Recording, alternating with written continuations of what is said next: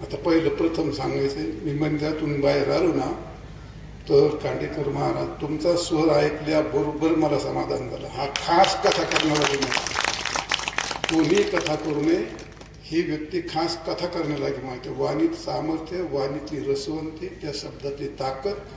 अरे गाणारा कोण, काय गातोय तो, भूक म्हणतोय का, दुर्गा म्हणतोय का, देश म्हणतोय का, तिलक कामत म्हणतोय, काय म्हणतोय, तरी 3 स्वर फिरवल्यावरती समोरच्या माणसाला कळतं.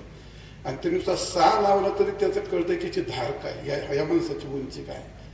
तसा वक्ता 3 वाक्य बोलल्याच्या नंतर त्या वाक्याची उंची, त्याचा स्वर पाहिल्यानंतर त्या तपस्वी, त्याच्या वजन, वाणीतली धार. आता हे काय सगळ्याला कळत नाही, पण मला तिथं पहिला श्लोक तुम्ही म्हटल्यावरती मला खूप समाधान वाटलं, एकदम समाधान वाटलं. कथा आणि कीर्तन गाणाऱ्या माणसानेच करायला. कीर्तन आणि हा भक्तिरस असतो. कथा झालं, कीर्तन झालं, हा भक्तिरस. भक्तिरस हा सुस्वराशिवाय, गाण्याशिवाय, गोड वाणीशिवाय त्यात रसवंती निर्माण होत नाही.